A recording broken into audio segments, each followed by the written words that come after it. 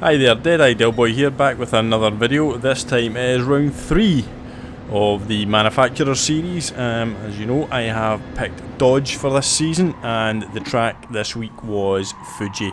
So this was yesterday's race. I jumped in to do a one and done race. I only had time really for one slot, and it was the second last slot of the evening. So as things happen, things get a little bit more desperate, I think, as the slots go on. But here we are in our first qualifying lap. We were pretty confident in the Dodge, hopefully of getting a top 10. Just wanted to put in a good solid banker lap, and then, yep, you've guessed it, nothing ever seems to go straight forward. That was the first time I had spun on that curb in all the practice laps that I did. So we managed to just go over the line in time to do another lap, otherwise we would have been starting at the back. And it was a pretty poor lap, to be honest with you. I know I could have done a 36, but I really just had to play it safe and get a lap in so that I wasn't starting last. And in the end, it was good enough for P11, so not great. But I mean, as I said, as the title of the video is, nothing ever seems to go straight forward for me when it comes to FIA races. But we will plough on and see if we can get some sort of a result. That's the hope. Hoping for a top 10. It would be an improvement. So far we've had a P18 and a P12, so top 10's the goal this week. So yeah, as we see the titles rolling. Quick shout out at the moment to take this moment to give a shout out quickly to say we've got 1,000 subscribers. Absolutely blown away by this. In fact, one of the subscribers produced this wonderful livery for my car to use in the FIA. Look at that beautiful piece of artwork. Even got my own little logo on it. But yeah, shout out to Demo for that as I put it into play. So yeah, 1,000 subscribers and we're pushing on now, so big thank you. I think the 1,000th subscriber was Byron, who is a 7-year-old who watches the channel. His dad informed us in the live chat on one of the streams, Spark Plug Kid. So huge shout out to you for being the 1,000 subscriber, much appreciated. So here we go, starting the race. You can see we've went on to fuel map 6 because fuel and tyres were going to be an issue in this race. But going on to fuel map 6 didn't really pay off because I kind of almost lost the slipstream train ahead, and the cars behind were closing in, but we managed to close up the gap there, and the cars behind didn't send us to the realm, so that was fine. So turn 1 at Fuji is always a nerve-wracking moment. You just want to make it through unscathed, and there's no carnage at all, so everybody behaving themselves, which was nice to see. And we just want to get now a solid lap done, and see if we can put some pressure on the cars in front, maybe make our way through the pack.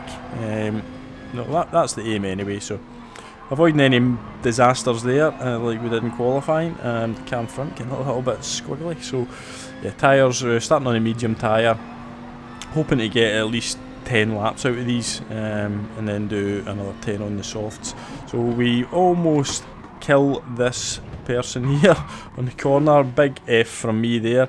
I managed to stop, and he didn't lose his spot, and I didn't kill him, but I did lose 5 positions. So although I didn't get a penalty, I did take a void in action. The sportsmanship video does tell us to do that, and that's really all I could do. So yeah, big mistake from me there. Cost me 5 positions, and I'll be honest with you, at this point I did think about just, why do I bother? Why? Maybe these events just aren't for me. It's so frustrating. You do practice laps and you hit your braking points, and then it just takes one little thing to go wrong, and yeah, it's so disappointing. So we're down now in P16, which was not in the plan. We want to go forwards, not backwards, but as is my FIA event history, that yeah, it's inevitable that we'll have to go up against it. You can see here now we get a good run on Hatterlad here as he loses a position to the Mercedes in front of him, and we have to back out there as we go side by side. Now I know Hatterlad, he's a really good guy, he's a really quick driver. I've raced with him and raced against him many times. and in the daily races and in FIA events, and he's a subscriber to the channel, so I know, as I said, I know him very well in terms of online play. And I was going to back out. There was no point going side to side and taking somebody out there. It just wasn't worth it, especially when you know the guy in front is a good quick driver. So we managed to hit our braking point successfully this time, and you can see the difference it makes as we're able to close right up on the pack. So we've got a good sort of slipstream train now to kind of try and work off short shift, save a bit of fuel, tyres, etc. Things that I am generally not very good at anyway, but we will obviously now be able to get a decent look down the huge start finish straight. And as we have a look at that, again, the 1,000 subscriber thing, I can't thank everybody enough for this. We have now applied to be a YouTube partner, which will help the channel grow even further. Even Mrs. Dell has been impressed and amazed at how quickly the channel's grown and the support that we've had, especially from all the live streams and stuff. So you can see Hatterlad making a really strong move down the inside there, and he just manages to get his position back from the Mercedes, and it helps us as well because the Mercedes went slightly wide, given the cars in the inside space, and we managed to dive up the inside and we managed to hold on to the position just. So we're now up to P15, so at least we've went one space forward, although we did start in P11, so we're now a net 4 deficit 4.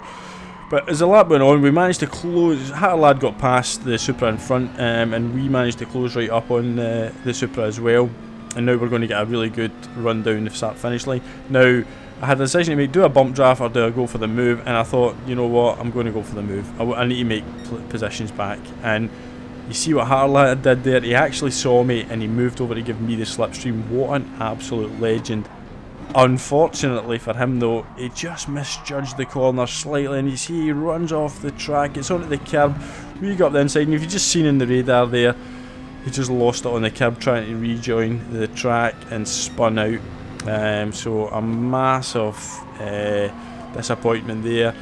But I have to say, a huge shout out to Hatterlad for that assistance there. RIP, a fallen soldier. I'm sure though the viewers will thank you for your efforts and help towards the cause of helping me try to move forward in this race. But yeah, disappointment. I hope you went and done the last slot, Hatterlad, if you're watching, and I hope you got a good result, mate. But here we've managed to get ourselves there for, we've got 2 positions out of that move, and we're up to P13, and again we're closing in on a big pack in front. Now this is a contentious moment. I hit my braking point as normal, but the cars in front broke even harder because you can see they're all kind of jostling for position. I got the move done at the inside and I got stopped, but the Porsche and the Italian in the Porsche, he obviously didn't see me. He just turned in to take his normal line. I was there, and it was just a horrible moment where it was like slow motion contact, and you can see if you go back and look at my inputs, I mean, I'm not accelerating.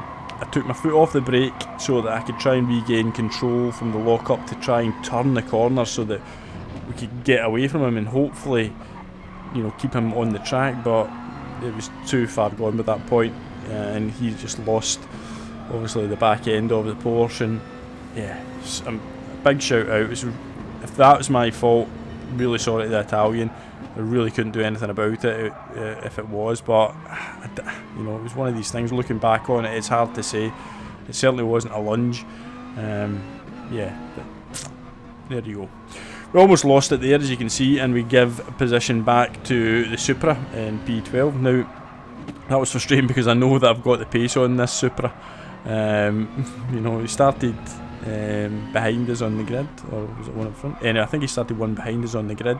So I know I've got the pace, and I'm just sort of, you know, little stupid errors like that, just making life so much more difficult. But here we go, somebody's serving a penalty up ahead. We've got the slipstream of the Supra, and we are going to make some use of it. So it's this deciding which way to go. The Supra goes right, we go left, we go, you know, the penalty serving car became the sandwich in the middle. Now I have to make a decision here. I'm going to brake late and try and keep it on the outside. The Supra is in the inside, but we managed to hold it. Some great racing there, so shout out to the Italian and the Supra for such a clean manoeuvre as well, giving us the space. and we managed to hold the position nicely. Yeah, we're up to P11 now, so back to where we started after lap 8. So it just goes to show I definitely did have the pace, I think, at this point, and if I hadn't made such a crucial error at the start to drop the 5 positions, I think I could have been moving forward. So yeah, here we go then, approaching the end of lap 10, and this is the time we're now going to pit, making a beautiful pit entry here. That'll get us a little less hard down, but you can see here our fuel saving was pretty poor. I think I'd seen somebody in the top split in a Viper had about 48% fuel left when they came in, and yeah, mine's just so far below that. So a lot of the first half though, we didn't have any slipstream, so that does burn a lot more when you don't have that. But you can see, because we had to take that little bit longer to get some fuel, we came out in P14, but we quickly drop a spot because the car behind managed to kind of almost jump us, but we managed to hold them off around the inside there, which was crucial because I couldn't afford to be held up, especially now that we're onto the softer tyres. This was my chance to try and break away. So we're on P14 and we've got some work to do.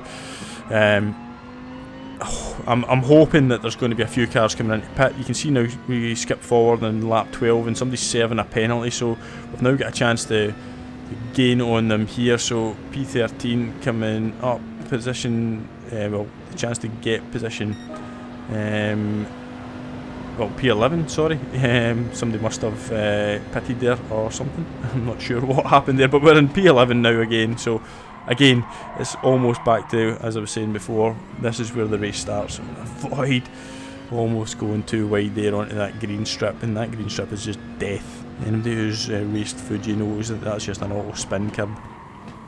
So we can see now, this is tasty, a huge pack in front of us. Somebody's went off in the, I think that's in the Hyundai, and they will have dirty tyres and they will be a bit of a sitting duck for me now. You can see somebody else has got a penalty, so this is working out well now. So we've got the Hyundai, I'm just giving them a little nudge, we're obviously struggling with their tyres around that corner there. So we've got the Hyundai that we're going to have the speed on here. You can see how much we're going to close up coming out of the final corner, right on their tail, and we're not going to waste any time behind them. We're going to go straight into the slipstream of the penalty serving car, and we're going to go around them as well. So now we're now up to P9, and now we've got an opportunity, somebody else serving a penalty, and we're in P8. And you can see in the radar below, yeah, I mean, we're going to have to work hard to keep the P8, but we've managed to get from P11 to P8 and just in one straight. It's, yeah, worked out perfectly for me there. So out of nowhere, we're now in the top 10, firmly in it, and it's looking like we can actually salvage something from the early wreckage of this race. Like I said, anything in the top 10 at the start of the race was my goal. I was disappointed. I think I had the pace to challenge at the front, but that's what it is. We qualified in 11th. We have to just live with that. We have to be better at qualifying in the future. You can see there the Mazda's got a penalty, which is music to my ears, because they are not going to now challenge as we skip forward, and I look back and I see them serving a penalty, which is, as I said, it's just a lovely sight. So we're now no pressure from behind. We're in into lap 16, and you can see we've got a big gap to the car, P7. We're going to try and chip away at, see if we can possibly put some pressure on them. I know it'll be difficult, but we'll skip forward, and by the time we get to the end of lap 18, get into lap 19, you can see they are visibly closer. So we're doing some good work, but we're running out of time. But look how much closer they are. I think they're starting to struggle on their tyres, and we'll skip forward now, and we're going to now begin into the final lap. You can see there's still, you know, quite a bit of work to do here, and we just didn't manage to get in the slipstream, which was unfortunate because that could have been crucial if we had have. But you can see they are going a little bit wide in the corner, and they're now well within striking range. If we can just put some pressure on, it's going to be hard to get past, because you know, it's one of these tracks where you can make your car big, you can defend. The start finish straight is obviously the main point, so if you can get a decent gap going into that, you can try and hold them off, but you can see here how close we're now getting. They're squirming around a little bit as well, so I'm thinking my car must be starting to look pretty big in their rear view mirror at this point. So this is going to be a crucial point here, hitting this braking point. Look how much we make up on them there. Both really struggling there, and P7. So we've got a chance now. We have got a chance. We just need to make sure we do not mess this final sector up, or hope that they can make a mistake. And we kind of go a little bit narrow in there, but it's okay. We'll manage to hold it. It's not the best of turns there, but this is going to be the crucial one. You can see them squirming around a little bit, and we just go a little bit wider in the dirty air than we wanted to, and we're now in the slipstream. But do we have enough in the tank? Do we have enough momentum? Struggling to make inroads, and that the start finish line is going to come up too quickly for us. But yeah, one more lap, I think we would have definitely had the P7. You can see from my reaction in the camera there that I was disappointed. But on a side note, ignore the DR SR below there. That was my US account, DR SR. I should have changed it over before the start of the race. It was an A+ lobby. My driver rating is just over 50,000 for that. So we gained a couple of hundred driver rating points, and we scored 179 FIA points, which isn't great. I'd like to be scoring over 200 points regularly, but it's a big improvement on what we've done so far. Previous rounds, we managed to gradually improve each round so far, but that was about 40 or 50 points better than we had managed before. But yeah, if you like the video, like and subscribe, all that good stuff. Support the channel. Thank you to everybody again that's done it, and I'll see you all on the next video. It's going to be a big stream once we manage to get partnered and get the 1,000+ special stream going. So yeah, huge shout out to everybody, and I will hopefully see you all on the next video or on the next live stream.